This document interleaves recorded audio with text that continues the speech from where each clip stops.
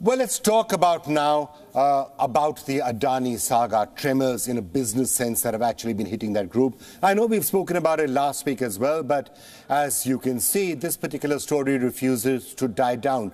And it's not hard to tell why. We're talking about one of the world's richest people and one of the biggest conglomerates in India being accused of what Hindenburg research called stock manipulation and fraud and improper use of offshore havens. Now, last week we told you that the company taking on Adani is a New York-based research firm. Its name is Hindenburg Research. We also told you that the Adani Group and its chief, Gautam Adani, have strongly denied Hindenburg's allegation. But all of this has not been enough to stop a domino effect of other press reports, other ramifications, all sorts of questions being asked, a political crisis. Last week I told you that the Adani Group has slipped from number 2 to number 13 on the Bloomberg billionaires list. Well, the selling has actually continued, though there was a bounce back in the middle. Currently is at around 21, having lost more than $60 billion since the start of this year. Now, in case you're thinking that this is a story that concerns only India, you really might need to think again, because billionaire Gautam Adani, of course, has businesses around the world, be it in construction or defense. There are also businesses that have stakes in the Adani Group, including many who have invested in it. And some of the news that is coming from there is actually affecting stock market gyrations, especially in India. Earlier this week, Norway's sovereign fund sold all of its stakes in the Adani Group. Norway's wealth fund, worth some $1.35 trillion by the end of 2022. It did hold shares in 3 Adani companies. It had shares in Adani Green Energy that were worth some $52 million. A stake in Adani Total Gas was worth something like $83 million.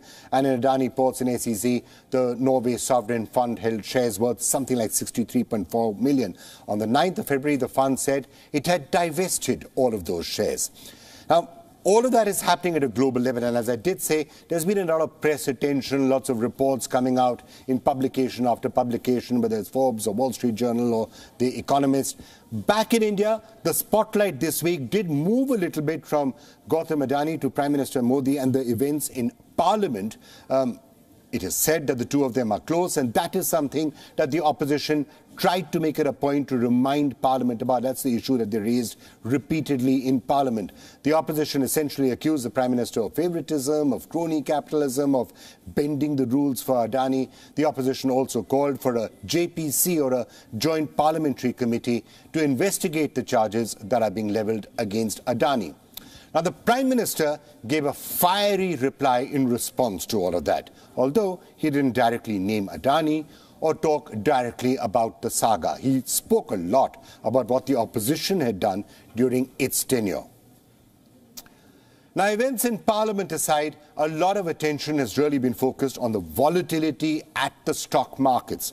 For a couple of days on Tuesday and Wednesday, it looked as if the Adani Group was bouncing back. Adani Enterprises, for example, nearly doubled from its lows to go back above the 2,000 mark. And then, as reports came about other things happening, MSCI reducing Adani's weightage in indices, and other reports came out, and that led to some renewed selling on Thursday and Friday, which were again bad days at the market. There is a certain amount of difference, though. Some companies like Adani Total Gas are just falling and falling. Others are bouncing up and down. Some of them are looking relatively solid. These gyrations, by the way, could continue, and they could continue for a while. It is very unlikely that we have seen the last of this drama. And as I said, this is also going to be driven by news flow. It's not just media houses in India or Hindenburg Research. Now, a number of international publications have stepped inside and are continuing to come out with reports about Adani, about the Adani Group, about India, about the India story, and so on and so forth. So what actually lies ahead? Joining me to discuss this and a lot more is John Hyatt. He's the senior wealth reporter at Forbes, a publication that has done some of those reports. Welcome to the show, John. Thanks so much for joining us. I think the first thing which is obvious in all of this, yes, there's a lot of politics going on, and there's this entire question of what's going to happen to the group and what the future is. But I think the immediate question is what's actually happening in the stock markets. You know, the extraordinary gyrations that we have seen for such a large group. Tens of billions of dollars in valuation up and down virtually every day. Yeah, I mean, you know what it reminds me of is we've seen these quote unquote meme stocks in the US, companies like GameStop, Bed Bath & Beyond, even Tesla, whose share prices have gyrated violently amid waxing and waning investor interest. And so with what we've seen with Adani listed companies, it kind of reminds me of that. Obviously, the circumstances are different, but just the sheer double-digit percentage movements from day to day, I think absolutely reflects the investor uncertainty in the market right now around Adani Group companies. Suraj, from a stock market point of view, I think by Wednesday, a lot of people were saying perhaps the worst is over for the Adani Group. They're all bouncing back. Stocks are jumping back. The worst is over. But now, again on Thursday and Friday, the selling restarted. Some of the group companies actually are looking buoyant. They're not seeing that much selling. Other group companies are falling much more. So do you think it's going to be a while before final price discovery plays itself out so we know where these companies are going to stand from a stock market price point of view? I think it will depend on what the news flow is. I mean, we saw Thursday with the MSCI news that, MSCI, the big index tracker, is, looking at potentially delisting Adani Group companies. That, of course, has enormous impact on capital flows into companies like the Adani Group firms. So I think it will depend on the news flow. And I think it will depend as well on, the political situation in India, whether or not there are sort of investigations or, actions that are initiated against Adani Group companies. I think also it will depend on kind of the situation in the US and Europe and elsewhere where, there are big financial institutions, banks, index investors like Vanguard and BlackRock. Like, how are these large financial institutions digesting the news? Will they continue to do business with or hold stock in Adani Group companies? And, capital markets are so much about momentum. So, if momentum shifts one way, we might see other companies, follow suit. So, John, we did see some of the measures being taken by the Adani Group. First of all, there were some decent results announced by some of the group companies. Others, the results weren't that great. Some had good results, some didn't. And secondly, the fact that the Adani Group said, okay, we are prepaying part of the loans right now. Now, of course, there was a debate about the circumstances in which it was being repaid, but the fact that they were able to prepay a lot of loans, did that add to confidence? Did that make people feel that, all right, this is not a group that's actually going to default or go bust anytime soon? I think that absolutely was a boost of confidence. And I think it was a reminder as well that these are not speculative tech companies whose revenues are, in their nascent phase. I mean, these are large industrial, real assets businesses with real cash flow. And that's extremely important when it comes to staving off criticism about over leverage, about alleged accounting irregularities. The Adani Group is a massive conglomerate with cash, and I think the ability to pay off debt will definitely give a jolt of confidence to investors. But there is also one concern that Hindenburg alleged is that there is hidden leverage within the Adani Group enterprise. So I think even if we see Adani Group companies pay off debt, there is still some concern about other leverage within the empire. So, and I think that's a good point that you make, that you got to sort of look at the valuation, you got to look at the sort of businesses. There are some good businesses in the Adani Group which have real assets on the ground. But I think one of the questions that has been circling for the last 10, 15 days, it is also there in the Hindenburg report, is the question of valuations, I guess. And I think one of the problems in that, John, is going to be that people are going to be asking, what is the correct way to value some of these companies? For example, green energy. How do you value that? Anywhere in the world, how do you value a company like that? How do you value green hydrogen, for example? These are businesses. Some of these are businesses that are notoriously different to value. What sort of price earnings multiple should you give to them?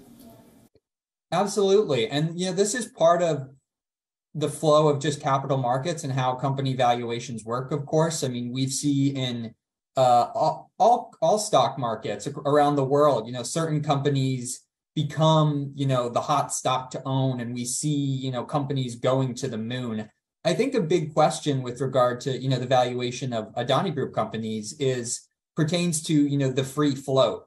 These are massive companies by market cap, but a lot of that stock is owned by Adani himself or Adani Group affiliates. And this is at the heart of the Hindenburg allegations, is how much of the free float stock is actually being traded by the public and how much is owned by offshore entities in Mauritius or elsewhere that have close ties to Gautam Adani or Vinod Adani, his brother, or other potential related parties. So I think that's going to be a key sticking point going forward in this situation. Thank you, John. Thank you so much for that. Now, setting the markets aside and setting the Adani Group itself aside, the biggest issue that seems to be dominating attention around the world is the impact of this entire saga on the India story itself. And let's remember, the India story has actually been looking really good in the recent past. It's been shining, it's been bright. Everyone's been talking about the great future that the India story could have in the next 4 or 5 years. And now suddenly there are all these scary headlines about, oh, look at the India story and is it going to affect it? Now, is there any reason for the rest of the world to be concerned? Could the Adani saga really have an impact on the India story? Or is this something that is pretty much tied to one single group in India? Big conglomerate, but one single group, and it is not something which will be extrapolated to the rest of the country. To decode some of this, I'm now being joined by Bhaskar Chakravarti, who is the Dean of Global Business at the Fletcher School at Tufts University and one of the real experts in this field. Welcome to the show, Professor Chakrabarti. Thank you so much for joining us. As you take a look at all that's been happening for the last 10, 15 days, this entire drama around the Adani Group and the big headlines from the rest of the world, what is your overall sense of what is happening? Well, obviously, there are a large number of allegations that are in the Hindenburg report. And the Adani Group has denied them all. And in its rebuttals, it has mostly come back with not terribly substantial arguments for the denial. So everybody's waiting for something more substantive to come from the Adani Group. So as this back and forth goes on, certainly the financial markets are watching this very closely. There is a deep concern about the exposure that the Indian economy has more broadly, various enterprises in India has to the Adani Group's fortunes, certainly big state-owned enterprises, life insurance corporations, State Bank of India, and the core of the Indian growth story itself is exposed.